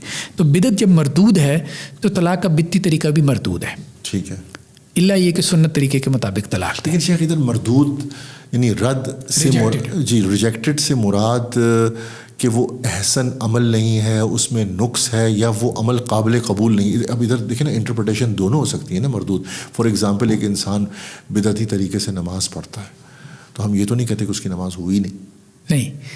ظاہری بات ہے اگر آپ یہ مانتے ہیں کہ یہ بدعتی طریقہ ہے. اچھا اگر آپ مانتے ہیں، اگر اس کو پتہ ہی نہیں ہے، پتہ نہیں ہے تو وہ ایک علیحدہ بات ہے. یہاں تو مسئلہ یہ ہے کہ اب آپ مان رہے ہو کہ یہ بدعت ہے، ہاں پھر آپ کہہ رہے ہو کہ اس کو ہم امپلیمنٹ کریں گے. آپ یہ نہیں کہہ رہے کہ یہ بدعتی طریقہ نہیں ہے. یعنی ایک مجلس کی 3 طلاق کو آپ کہہ رہے ہو کہ یہ بدعت ہے. یہ شیخ دس از ویری امپورٹنٹ پوائنٹ کہ بعض اوقات اختلاف جو ہو جاتا ہے ہمارے کہ ایک بندہ کہہ رہا ہے کہ یہ سنت ہے, دوسرا کہہ رہا ہے کہ بعض مسلمانوں نے نماز کے اندر بہت سارے ایسے طریقے ایجاد کیے جو سنت میں سے ثابت نہیں ہے, لیکن ہمارے جو وہ بھائی ہیں وہ اس کو سنت سمجھ رہے ہیں, وہ اس کو سنت سمجھ رہے ہیں, یا اس کے لیے کوئی بدعت حسنہ یا اس قسم کی دوسری, یعنی وہ اس کو بدعت اس طرح اس درجے میں لیتے ہی نہیں. ہاں, بدعت سمجھتے ہی نہیں نا, یا اس کو بدعت سمجھتے ہی نہیں ہیں. تو لیکن یہ جو 3 طلاقیں ایک مجلس میں وہ دے رہے ہیں, اس کو وہ خود بدعت کہتے ہیں, سمجھتے ہیں, غلط کہتے ہیں, لیکن کہتے ہیں یہ گو کہ غلط ہے, گناہگار بھی ہوگا لیکن طلاق واقع ہو جائے گی. یہ اختلاف ہے. یہ اختلاف. اچھا, لیکن شیخ وہ یہ بھی تو کہہ سکتے ہیں نا کہ آپ نے اگر حرام کھا لیا روزہ پھر بھی تو ٹوٹ گیا. ہاں نہیں, اصل میں یہ مسئلہ نہیں ہے. مسئلہ بدعت کا ہے, حرام کھانے کا نہیں ہے. مسئلہ جو ہے وہ بدعت کا ہے کہ بدعت جو ہے نا, ایک بدعتی عمل جو ہے وہ دین کے اندر ایکسیپٹڈ ہے کہ نہیں ہے, یعنی اس کی بنیاد پہ آپ دینی حکم کوئی جاری کریں گے کہ نہیں کریں گے. ابن تیمیہ علیہ رحمہ کہتے ہیں کہ آپ نے بدعت کو دین بنا لیا نا جب آپ نے اس کے اثرات جاری کر دیے. جی, بدعت کبھی دین نہیں ہو سکتا, دین نہیں ہو سکتا. بدعت ناقابل قبول ہے. یہ اللہ کے رسول صلی اللہ علیہ وسلم کے واضح الفاظ ہیں. تو ایشو یہ ہے کہ اگر کوئی مسلمان اس بدعت کو بدعت سمجھ ہی نہیں رہا تو پھر اس پہ وہ فتویٰ لاگو نہیں ہوگا. لیکن اگر کوئی انسان مان رہا ہے کہ یہ بدعت ہے, پھر اس کو سوچنا چاہیے. ہم یہی کہیں گے, ہم فتویٰ تو کہیں پہ بھی نہیں لگاؤں گے, لیکن ہم کہیں گے کہ اس کو سوچنا چاہیے کہ بدعت ماننے کے بعد وہ اس کے اثرات کو قبول کر رہا ہے. ہاں, یہ بڑا امپورٹنٹ پوائنٹ ہے. اب ہم آتے ہیں اس کی سنت طریقے کی طرف, جس کو ساری کہتے ہیں سنت طریقہ. یہی کہ ایک وقت میں سب سے پہلی بات تو یہ کہ ایک طلاق دیں, ایک وقت میں, ایک سے زیادہ نہیں دے گا. ٹھیک ہے, اور یہ اویئرنیس اس کی معاشرے کی بہت ضروری ہے.